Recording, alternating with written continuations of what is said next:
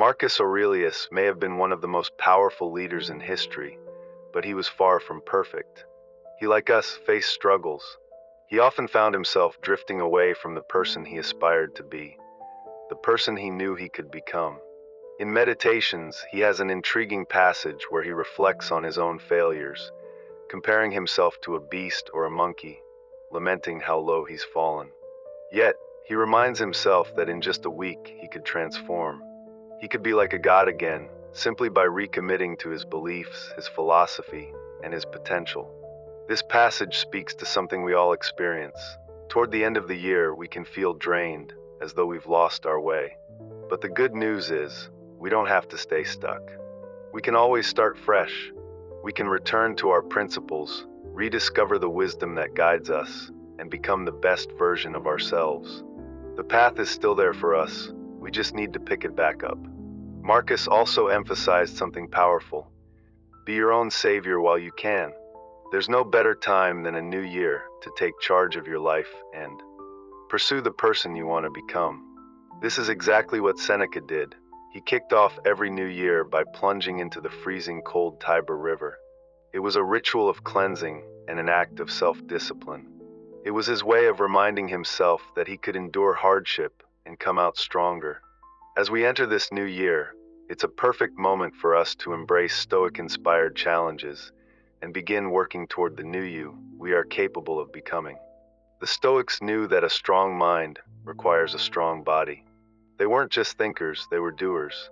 They hunted, wrestled, ran, and trained hard because they understood that physical strength was just as important as mental strength. When you think of a philosopher, you might picture someone in a toga, lost in deep thought, but the Stoics were warriors, athletes, and adventurers who constantly pushed their physical and mental limits. Socrates was a soldier known for enduring harsh conditions. Marcus Aurelius wrestled and hunted.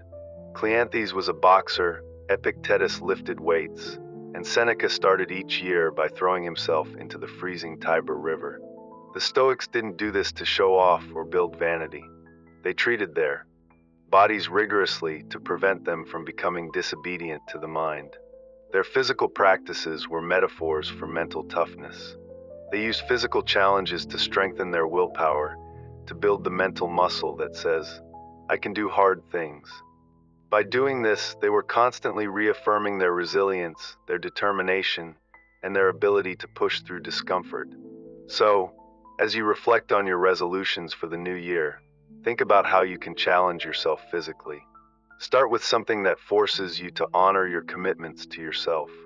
By pushing through physical challenges, you build your confidence and develop the mental toughness needed to tackle life's obstacles. When you complete a difficult workout or endure discomfort, you carry that energy into the rest of your day, and it helps you handle everything else with more strength. In addition to physical challenges, we must remember that we can't do it alone. Marcus Aurelius, who led the Roman army, said something profound in Meditations. He likened the journey to that of a soldier storming a wall. If you get wounded, it's okay to ask for help, to rely on your comrades. There's no shame in needing support, it's expected. Whether it's therapy seeking, advice, or asking someone for help with a difficult task, remember that we are all in this together. People are waiting for us to ask for help, and when others ask us, we're honored to assist them.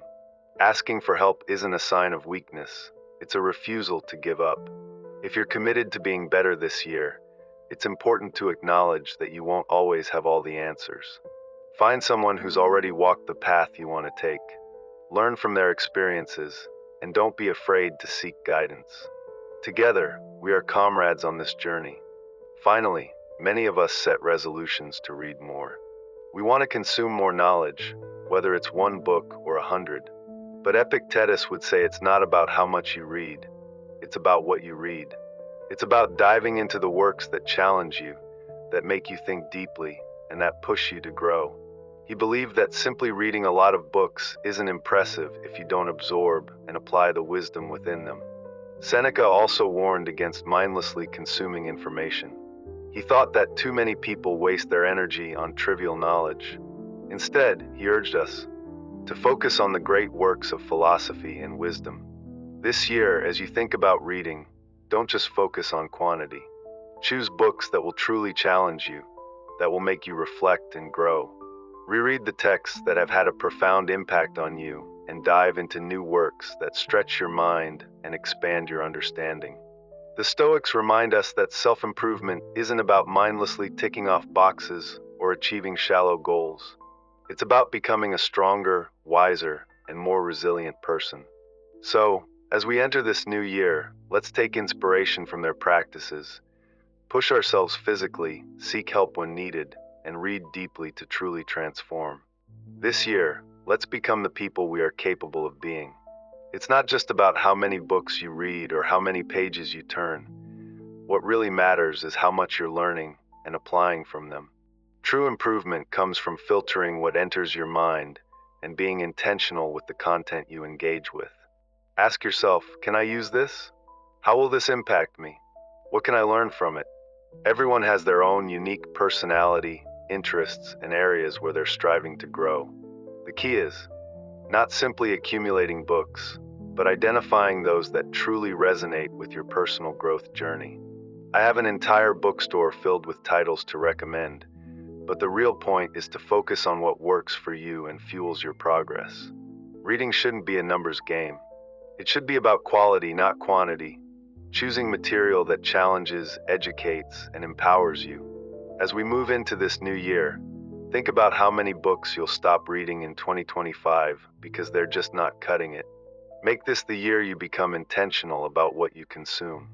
Direct your time and energy toward material that fosters real improvement and growth.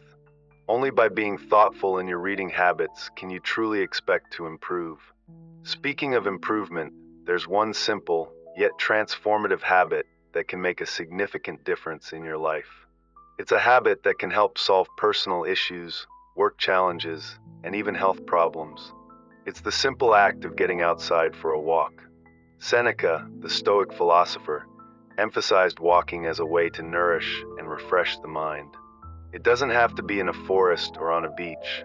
Just get moving, even if it's in your local parking lot. The point is that movement in nature clears the mental clutter. Even Soren Kierkegaard, in a letter to his sister-in-law, shared how daily walks lifted him out of depression and brought clarity.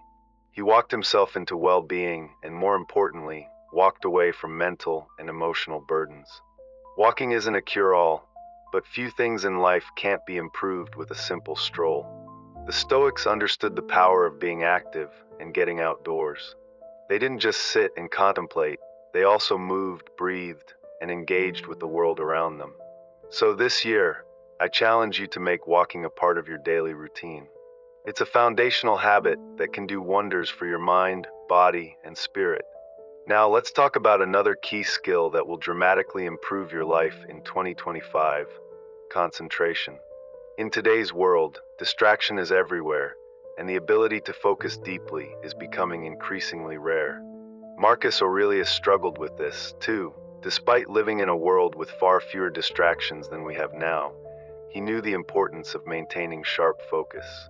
He urged himself to concentrate on the task at hand, giving it full attention and dedication. This is where true peak performance and insights come from. But focus doesn't come naturally. It's cultivated through practices like meditation, journaling, and discipline. Seneca, in the midst of chaos, learned to concentrate despite the noise of the world around him. He wrote to a friend about toughening his mind to stay focused even in the most distracting environments. Whether the disturbance was external, like noise or turmoil, or internal, like fear or temptation, he trained his mind to stay calm and focused. This ability to block out distractions and be fully present is something we all can learn to do with effort. It's about narrowing your focus to what truly matters and committing to it, without being pulled in a million different directions. This year, make it your mission to cultivate the ability to concentrate. Be where you are while you are there. It's the skill that will set you apart and allow you to perform at your best, no matter what challenges come your way. And finally, let's talk about freedom. Freedom from the things that control us, whether they're addictions, bad habits, or even societal pressures. Seneca once said that a person who is controlled by their desires is a slave. Whether it's addiction to food, technology, or any other craving, the true enemy is the lack of freedom to choose, to be able to abstain without suffering. To have mastery over yourself is the key to living a life of purpose. This year, aim to break free from the things that hold you back. It's not about being perfect, it's about freeing yourself from dependence and reclaiming control over your life. So stop trying to be perfect. Perfection is the enemy of progress. Instead, focus on freeing yourself from distractions, improving your ability to concentrate, and being intentional with what you consume, whether that's books, habits, or even relationships. Only then can you truly make this year your best one yet. In a creative journey, perfectionism can often be both a blessing and a curse. One artist, after months of meticulous work, found herself in a deep spiral of self-doubt. Despite the effort, dedication, and a prestigious fellowship behind her, she felt like her work wasn't good enough. Her dancers thought it was great, her friends gave their praise, but all she could focus on were the flaws, how it didn't match the vision she had in her mind. She was convinced her entire year of work was ruined. She was caught in a trap where her high standards became an enemy, keeping her from finishing anything. This is the heartbreaking reality for many talented individuals. They're great because they set their bar so high, but those same high standards often stop them from finishing their work. The result? A kind of creative paralysis. It's a cycle where nothing is ever good enough. We become obsessed with the idea of perfection, believing that we can't move forward until something is flawless. This isn't dedication, it's fear. Fear of judgment, fear of failure, and ultimately fear of taking action. Winston Churchill famously said, "Perfectionism is better spelled paralysis." And that's exactly what it is, a form of resistance rooted in an aversion to finishing what we've started. It's easy to think of perfectionism as a virtue, but it's actually a vice that keeps us from taking that final step. It's a kind of self-absorption, a mental trap that paralyzes us into inaction. The Stoics, however, offer a different approach. They didn't believe in perfectionism, but they also didn't believe in settling for mediocrity. As Epictetus put it, we can't expect to be free of error, but we can always strive to avoid it. Stoicism is about continuous improvement, not waiting for perfection. It's about making progress every day, even if it's just a small step. The idea isn't to abandon a goal because we can't perfect it. It's to keep improving, no matter how small the improvements might seem. This is the real challenge, finishing what we start, moving forward even when things aren't perfect. It's about embracing imperfection and recognizing that perfectionism, in the end, is just a form of cowardice. It shields us from doing the hard work of completing something. In 2025, a powerful way to live with intention is to choose a single word to focus on throughout the year. It's like setting a guiding star, a word that helps shape your decisions and your actions. Just as yogis set an intention before each session, Stoics use words, what they called epithets, to remind themselves of their principles and values.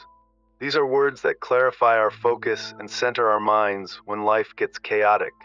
Pick a word for the year, one that speaks to the person you want to become. Maybe you need to slow down and trust the process. Try patience. If you want to stand strong through challenges, maybe steadfast is your word. If you're aiming to be more generous, kindness could be a touchstone. Or perhaps, after a tough year, you could choose resilience to remind you to keep going despite obstacles. For me, previous years have been about words like less and systems, learning to simplify, organizing my life, and creating less noise. This year, I'm still reflecting on the word that will guide me through 2025. Whatever it is, the goal is to let this word become a lens through which all your decisions pass, keeping you aligned with what truly matters. When things get hard, when distractions arise, this word brings you back to what's most important. The Stoics remind us that the best time to start was yesterday. But if you haven't started, then the second best time is now. Procrastination is the opposite of progress. It tells us to wait, to put things off for another day. But the reality is, Every moment spent waiting is a moment we could have been working. Instead of putting off what's important, we must take action now. The habit of doing things now is a foundational one for building a successful life. By making deposits into the future today, we ensure that our success is not just a result of chance, but the consequence of deliberate effort. So, what's your word for the year? What principle will you live by to help you focus, finish what you start, and progress toward a better version of yourself? Choose wisely, and make sure it keeps you moving forward, no matter how imperfect the journey might seem.